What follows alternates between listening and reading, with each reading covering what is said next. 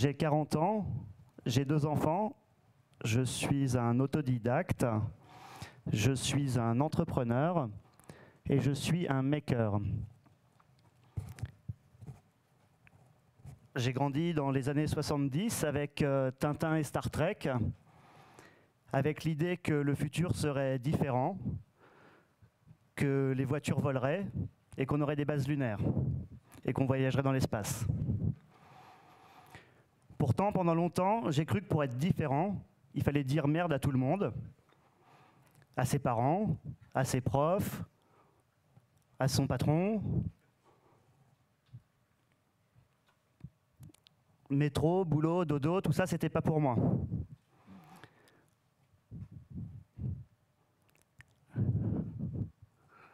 À la fin des années 80, en pension, mes copains écoutaient du rock, du rap, du reggae, de la chanson française. Moi, j'étais différent, j'écoutais de la techno. La techno, cette musique née à Détroit, capitale de l'industrie américaine. La techno dont les inventeurs se réclament d'un livre et d'un auteur, Alvin Toffler, et son livre « La troisième vague ». Ce livre, il l'a écrit à la fin des années 70 avec sa femme Heidi. Et dans ce livre, Alvin Toffler explique notre futur, quasiment notre présent. L'ère de la troisième vague, c'est celle du savoir partagé, distribué autour de nous, dans les objets, dans la société. Aujourd'hui, vos téléphones, vos ordinateurs, tout ça sont plein de savoir, tout ça sont plein de mémoire et sont tout autour de nous. L'ère du savoir remplace l'ère industrielle et toute la société est en train de basculer. Après le bac, je suis allé travailler parce que travailler, c'était être différent. Mes copains allaient étudier, moi j'allais travailler. J'ai commencé à travailler dans la musique, dans un label de musique électronique d'abord, puis j'étais embauché chez Warner, puis j'ai monté ma propre agence, et pendant des années, j'ai fait la fête de New York à Kuala Lumpur, dans les boîtes de nuit, et j'étais différent, et ça plaisait aux filles.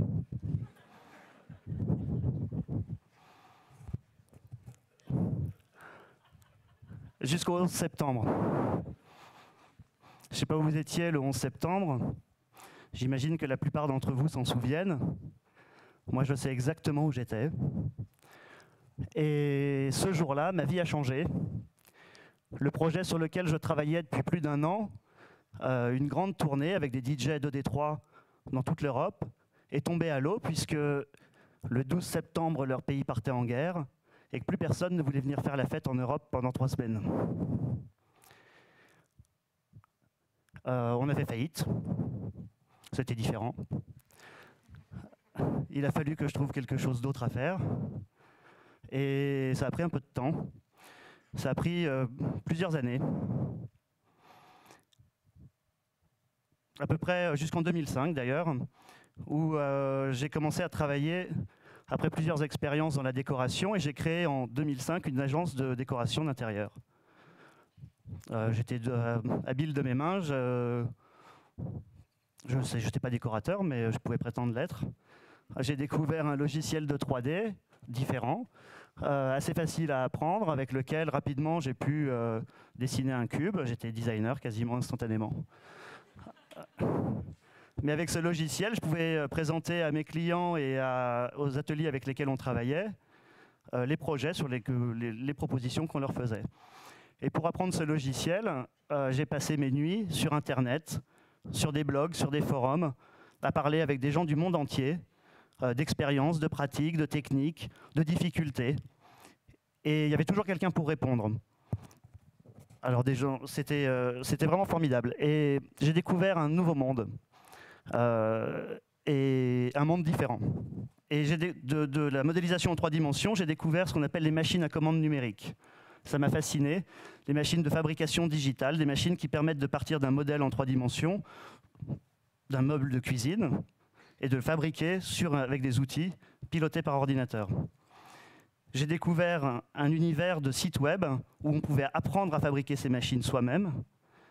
Ces machines qui, jusqu'à présent, étaient le privilège d'industriels qui seuls avaient ces machines, puisque c'est des machines industrielles lourdes. Mais soudainement, sur des sites web, des dizaines d'utilisateurs partageaient des trucs et des astuces pour fabriquer ces machines, apprendre à s'en servir et réaliser toutes sortes de projets formidables. J'ai découvert ce qu'on appelle aux États-Unis le Maker Movement. Le Maker Movement, c'est un phénomène apparu en 2004, identifié en 2004 par Dale Dougherty, qui avait déjà identifié quelques années plus tôt le Web 2.0, le web du contenu généré par les utilisateurs. Et le Maker Movement, c'est cette énergie, cette connaissance, ce savoir partagé par des dizaines de bricoleurs ingénieux partout sur la planète, qui, sur les sujets qui les intéressent, échangent avec toutes sortes de communautés, les informations, des trucs, des astuces, des rendez-vous, avec d'autres makers. Et tout le monde peut être un maker. Vous voyez sur la photo, des makers, il y en a des jeunes, il y en a des moins jeunes, il y en a des plus vieux. Et il y en a dans toutes les sortes. Les makers organisent un monde différent. Un monde où essayer est encouragé, bien sûr, où réussir n'est pas le seul objectif, et où échouer n'est jamais un problème, parce que de ces erreurs, on apprend des choses différentes, et on peut faire des choses différemment. Les makers, c'est eux aussi qui ont travaillé donc sur ces fameuses machines à commande numériques. C'est la démocratisation de l'impression 3D, c'est largement appuyé sur le Maker Movement, puisque des dizaines d'ingénieurs, de bricoleurs ont commencé à bricoler des machines qui sont devenues les imprimantes 3D. Avant, on appelait ça des machines de prototypage rapide.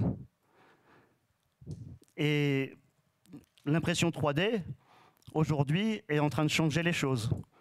Aujourd'hui, demain, le sur-mesure sera accessible à tous, et la fabrication personnalisée à la demande sera le standard.